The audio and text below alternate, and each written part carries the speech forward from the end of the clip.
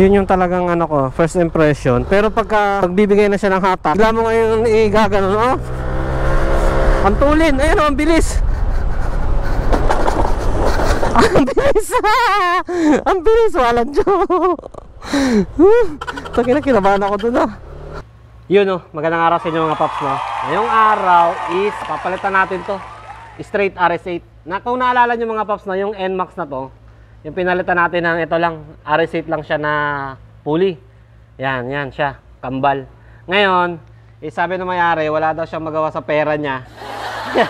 Kaya, sabi niya, palitan na rin daw tong bell at saka yung lining. Yan, ito, may dala-dala siya. Ito, sa bell, tsaka lining. Tapos, palit na rin ang center spring na 1,000 RPM. Okay, ayan ang gagawin natin ng mga paps, no? Tapos, i-testing natin kung maganda ba talaga performance ni RS8 na naka-straight RS8. Yon. So, simulan natin mga paps. Game!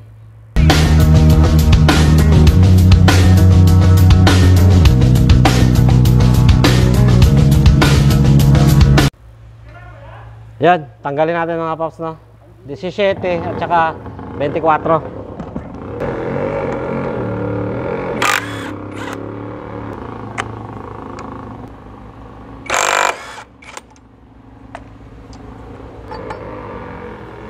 Grabe, ah. Pwede na magtanim ng kamote. Oh. Yee!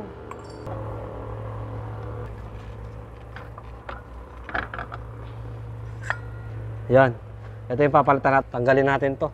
Tapos, may nag-comment kasi sa atin mga paps, no? Na pag naghihigpit na tayo ng paggilid, tsaka yung ganit dito. Ano daw? Tsamba-tsamba. So, gagamitan natin to ng torque wrench. Ayan mga paps. May video na rin naman tayo niyan paggamit ng torque wrench, no? Ayan. Tanggalin natin. Kailangan yung ganito, no?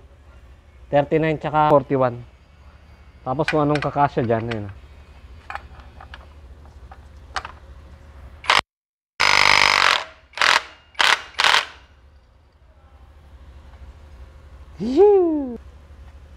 Putik, ang dumi pala nito. Ito yung spring niya. Papalitan din natin to. Lambot. Lambot na.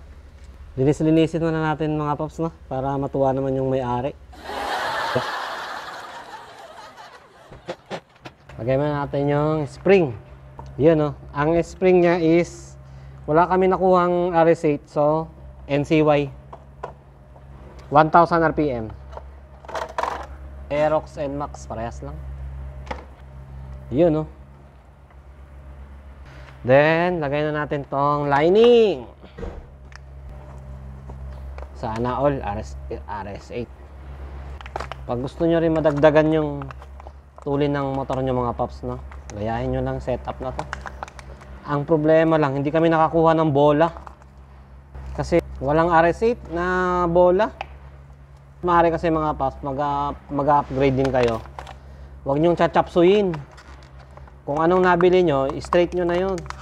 Kunyari, NCY nabili nyo, straight nyo NCY. RS8, straight nyo RS8. JVT, straight nyo JVT. Ito yung tsura niya mga paps, sa lining niya. Game, salpak.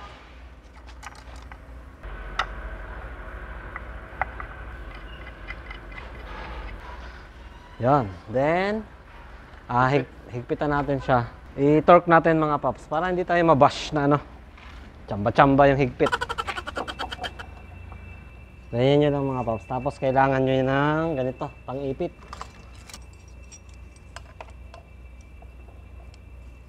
Torque natin to siya ng 55 Newton meter. Yan.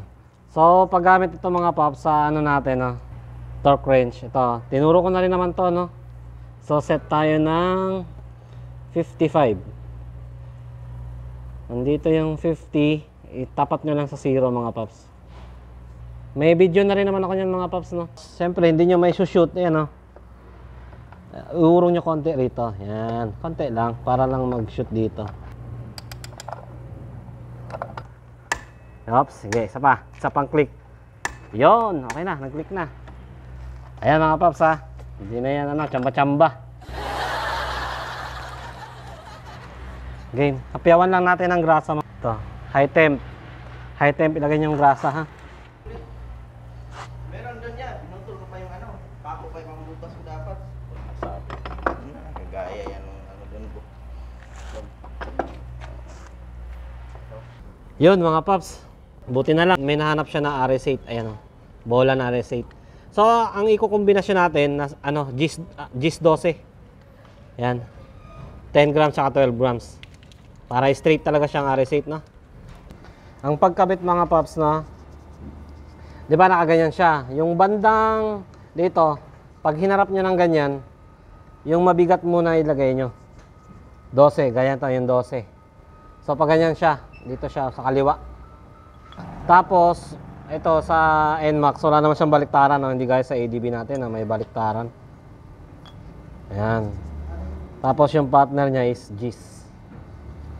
Tapos GIS. Partner lang sila mga paps ha. Alternate.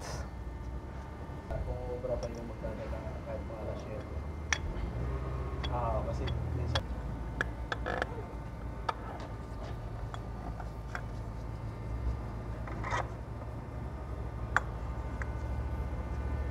Then washer na manipis. Lagay na natin yung belt. Paglagay sa belt, siyempre yung arrow papunta ron. Ayan. Ayan.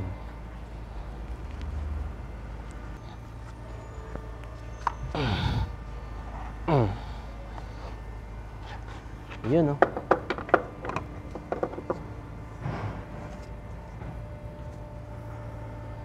Diba? Pag ganyan mga paps, para hindi siya ipit. Ayan, no? Para hindi maipit yung belt. Tapos syempre yung RS8 natin nabili noon, yung kinabit din natin dati, straight RS8 na siya.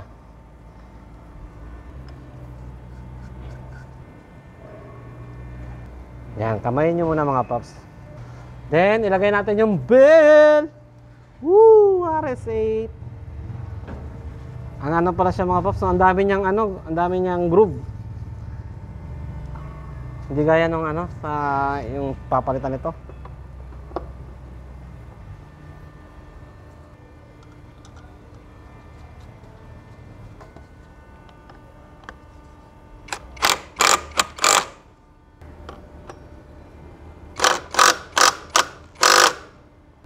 Saka natin ngayon ito torque. Ay, hindi pala natin matotorque to. Hindi matutorque. So, dito na lang mga paps. Tansyahin lang natin. Pag maghigpit kayo nito mga paps sa pagdibaril, no? Tansya lang. Mararamdaman nyo naman yan. Ayan, o. Kasi masama rin to masyadong mahigpit. Torque natin yung bell. Para sure. Lagay natin to siya sa... pag sa bell nut mga paps, 50 lang.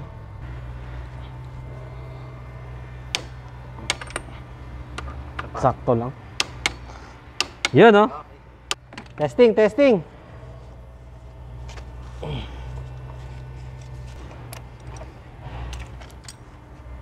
Start. Tingnan natin kung mapagpag ba yung belt. Hala, yun, oh. Ganda nung ano, oh. Diba? Parang masyadong mataas yung belt niya, oh. Bombahan mo. Titikan na natin ang bomba. Pakiramdam lang.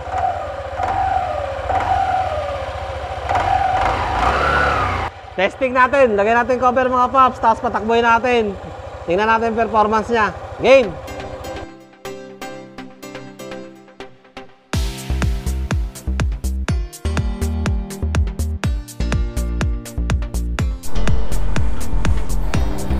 Yun, oh.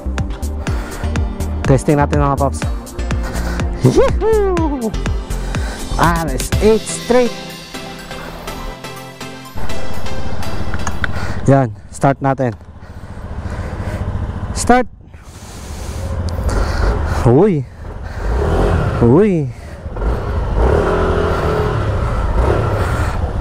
Parang nawala yung dulo, ah. Ay, yung arangkada. Parang nawala yung arangkada. Ay. Wow! Akala ko walang rakada. GIS 12. Ang timbang ko is 80. Meron, pwede to.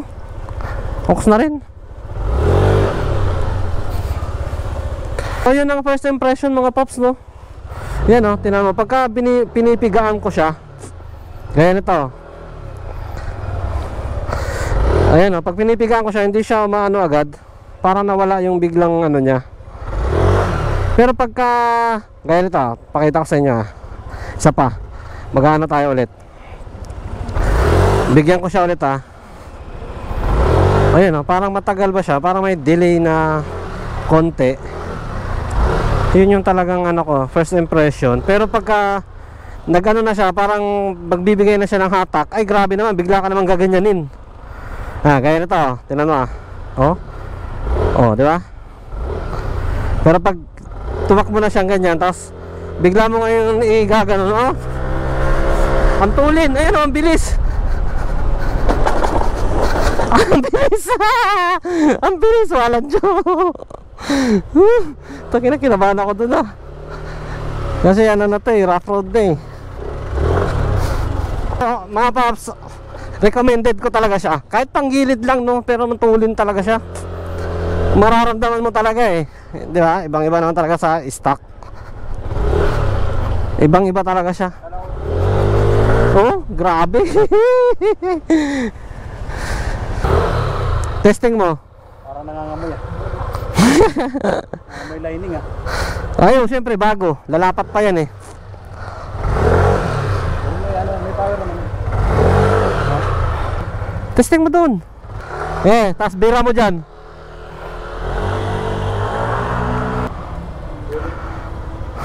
Ang sarap niyan sa dulo. Ano yan? Nasa dulo ba? Oo. Mga paps, no? Ganun. Sana may nakuha rin kang idea, no? Pag magpapalit kayo ng ganyan, yung sa panggilid na straight RS8, okay siya. Talagang mararamdaman mo. So sa ngayon, yan muna mga paps. Adios and salamat po!